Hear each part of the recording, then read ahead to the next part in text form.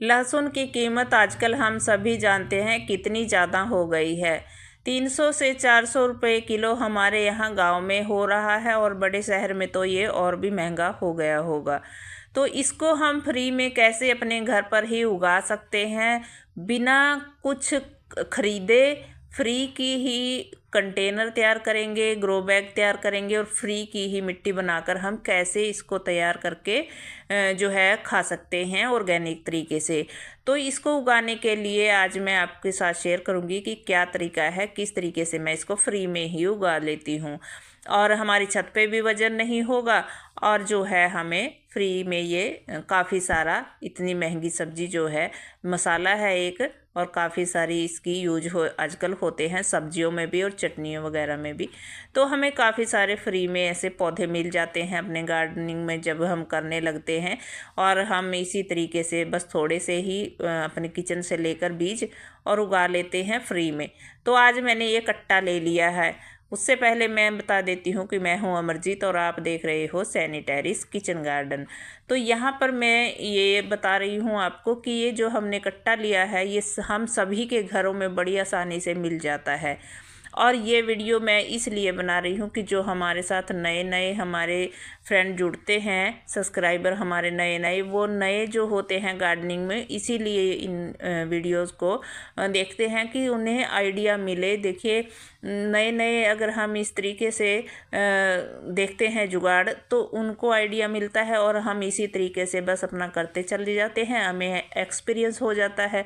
तो आप देख लीजिए ये जो कट्टे हमारे घरों में होते हैं सभी को मिल जाते हैं, चावल के, आटे के, गेहूं के, इस तरीके से, और ग्रोसरी से भी मिल जाते हैं, ग्रोसरी स्टोर से भी फ्री में भी, तो 2-4 रुपए में भी मिल जाता है। तो ये कट्टा मैंने ले लिया है और इसको मैंने उल्टा कर लिया है और आधा फोल्ड कर लूँगी। उल्टा इसलिए किया है क्योंकि अगर सीधे को रखती तो ये अच्छे से खड़ा नहीं होता है फिर भरने के बाद, तो इस तरीके से ये अच्छा खड़ा हो जाता है नीचे से। और इसको मैं डबल कर रही हूँ। डबल इसलिए हो जाएगा, एक तो मजबूती हो जाएगी और एक जो है हमारा ये जल्दी से फिर फटेगा भी नहीं गलने के बाद। तो मजबूती सा हमारा ग्रो बैग जो है अच्छा सा तैयार हो गया है। ना ही हमें इसमें कैंची की ज़रूरत पड़ी और ना ही हमें इसमें कोई सुई धागा या मशीन की ज़रूरत पड़ी या कोई स्टेपलर की ज़रूरत। तो इसको हमें इस तरीके से खड़ा करने के लिए नीचे से बस ये ऐसे फोल्ड किया है और इसको मैं छोटे छोटे कट दे रही हूँ। कट इसलिए क्योंकि इसके ड्रेनेज जो है होल हमें बनाने होते हैं ताकि जो पानी हम डालेंगे, ज़्यादा पानी भी पड़ जाता है या बरसात वगैरह का हो जाता है तो वो पानी जो है आसानी से निकल जाए। आसानी से पानी निकलने के लिए 5-4 हमें होल जो है इसके अंदर करने होते हैं। तो बस इतना बड़ा ग्रो बैग है और हमें जो है इसको पूरे को मिट्टी से नहीं भरना है क्योंकि अगर मैं पूरे को मिट्टी से भरूंगी तो फिर वजन भी होगा और इतनी मिट्टी ज़्यादा अगर हमारे पास नहीं है तो फिर कैसे करेंगे। मेरे पास ये थोड़ी सी ही मिट्टी है क्योंकि आप देखते हो मैं कंटेनर इसी तरीके से भरती हूँ और थोड़ी सी मिट्टी में मैंने ढेर सारा गार्डन बनाया हुआ है।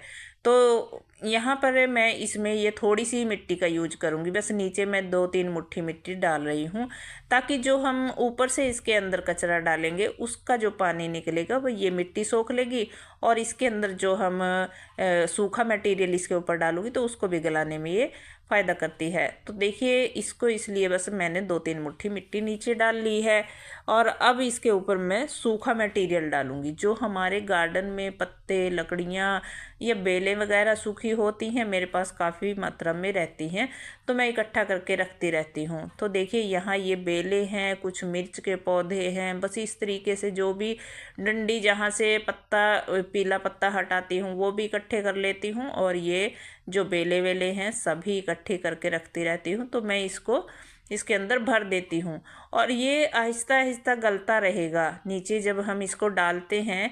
एक तो देखिए ये ग्रो बैग जो मैं बना रही हूँ इसको खड़ा रहने में भी ये हेल्प करेगा।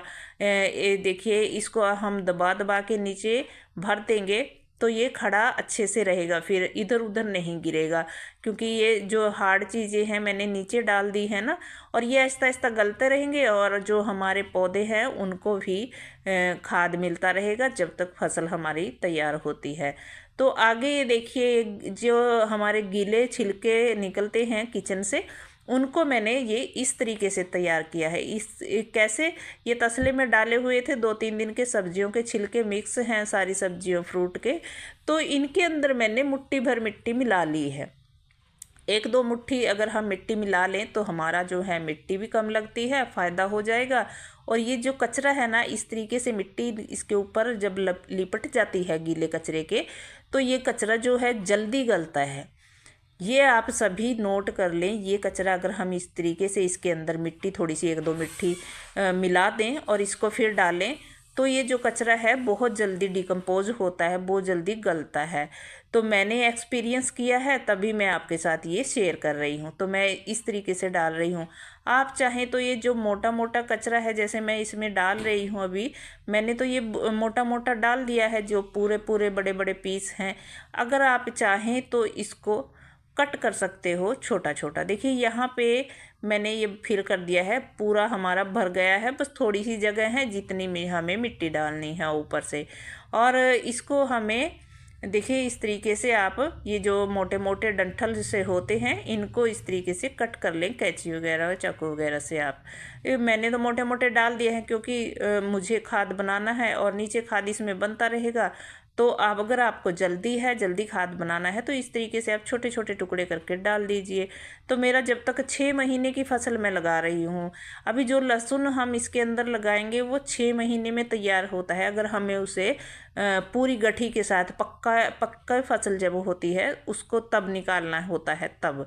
तो तब तक अभी देखिए नवंबर चल रहा है और मार्च से लेके अप्रैल के लास्ट तक हम इसको निकालेंगे, तो ये 5 से 6 महीने के बाद निकलेगा। तो इतना टाइम इसको लगा रहेगा, तब तक ये जो नीचे हमने चीज़ें डाली हैं सारी डिकम्पोज हो जाएंगी और ये कचरा जो है खाद में बदल जाएगा। और ऊपर से ये देखिए मुट्ठी भर मिट्टी के बाद मैंने ये कार्डबोर्ड के टुकड़े, गत्ते के टुकड़े डाल दिए हैं। अभी ये नीचे वाली जो चीज़ें हैं उसकी जो इससे फंगस से बचाएगा, जो ऊपर वाली हम सब्जी उगाएंगे उसकी जड़ों को, तो इसलिए मैंने ये गत्ते के टुकड़े डाल दिए हैं। अभी इनकी एक लेयर सी लग गई है गत्ते के टुकड़े की, तो ये प्रोटेक्ट करेगा उसकी जड़ों को, जो ऊपर हम फसल लगाएंगे इसके अंदर, जो भी पौधा लगाएंगे। तो मैंने इसके अंदर देखिए थोड़ी सी मिट्टी थी मेरे पास, थोड़ी सी इसके अंदर गोबर खाद डाल दी है, ताकि जो हम इसके अंदर बीज लगाएंगे वो भी अच्छा हो जाए, उसको न्यूट्रिशन भी मिलते रहें। क्योंकि खाद तो अभी नीचे वाली टाइम लगेगा बनने में, तभी उसके जो है फ़ायदे मिलेंगे पौधे को। तो ऊपर हमें गोबर की खाद मिट्टी में मिला ली है और थोड़ी सी हल्दी और राख, क्योंकि फंगस ना लगे इसके लिए हमें ध्यान रखना होता है। तो खाद तो देखिए हमें मिला ली है अच्छे से इसको मिक्स करके। और जो राख है उसका तो मैं हर एक सब्ज़ी में यूज करती हूँ। गांव में तो ऐसे ही सब्जियां उगाते हैं, जो ऑर्गेनिक सब्जियां उगाते हैं, तो उनमें जो राख का इस्तेमाल होता है ज़रूर होता है। तो देखिए बस मैंने ये अच्छी सी मिट्टी हमारी जो है न्यूट्रिशन युक्त हो गई है, क्योंकि इसमें खाद भी हो गई, फंगस के लिए फंगिसाइड भी हो गया, हल्दी। तो हल्दी तो आप ज़रूर ही डाल दें। देखिए अगर आपके पास फंगिसाइड है तो वो डाल सकते हो, नहीं तो फिर आप हल्दी डाल दें। हल्दी सबसे अच्छी है। 1 चम्मच किचन से लेकर और इस तरीके से आप मिट्टी में मिक्स कर लीजिए, या ऊपर से भी डाल सकते हो। तो बस मैंने इसके अंदर मिक्स कर लिया है राख की मुट्ठी और हल्दी का 1 चम्मच। तो हमारी जो है अच्छी सी मिट्टी बन गई है और हमने इसको दबा दबा के भरा है, ताकि जो है हमारा बाद में ये दबने के बाद नीचे और जो हम ऊपर इसके अंदर पौधे लगाएंगे तो वो भी ना डिस्टर्ब हो। तो हमने दबा दबा के नीचे इसको अच्छे से भर लिया, ऊपर से मिट्टी डाल दी। थोड़ी सी मिट्टी में हमारा इतना बड़ा ग्रो बैग भी फिल हो गया और हमारी जो है अच्छी सी मिट्टी भी हमें ये सब्जियां लगाने के लिए मिल गई। तो हो गया ना फ्री का सारा ही सामान। गोबर खाद भी हमें मिल जाती है अपने आसपास फ्री में ही, गांव में तो आसानी से मिल जाती है। और अभी मैं लगा रही हूँ, देखिए ये प्याज जो आप देख रहे हो, ये छोटे छोटे मैंने निकाल के रखे थे, जो पिछले साल की फसल थी उसी के बचे हुए मैंने यहीं टेरिस पर लगाए थे। तो छोटे छोटे जो थे मैंने छांट कर रख लिए थे अलग से। तो जो जिसमें भी ये पत्तियां निकलती हैं मैं वही उठाकर लगा देती हूँ किसी भी कंटेनर में, और ये बहुत आसानी से हो जाते हैं। इनकी पत्तियां फिर मैं साग में हार्वेस्ट कर लेती हूँ, सब्जी वगैरह में। और इसी तरीके से मैं लहसुन लगा देती हूँ किसी भी कंटेनर में, कहीं भी। तो 1-2 हमें लगाना चाहिए, उससे कीड़े नहीं लगते हैं। तो ये लहसुन हमें लगाना है, देखिए इस तरफ से ये जो इसकी पूंछ सी होती है इसको ऊपर कर देना है, और जो इसकी ये नीचे वाली चोंच होती है इसको नीचे कर देना है, तो यहीं से इसमें जड़ें निकलती है। और अभी जनवरी का महीना आएगा तो ये अपने आप पत्तियां टोकरी में रखी रखी दिसंबर जनवरी में निकल आती हैं इसके अंदर।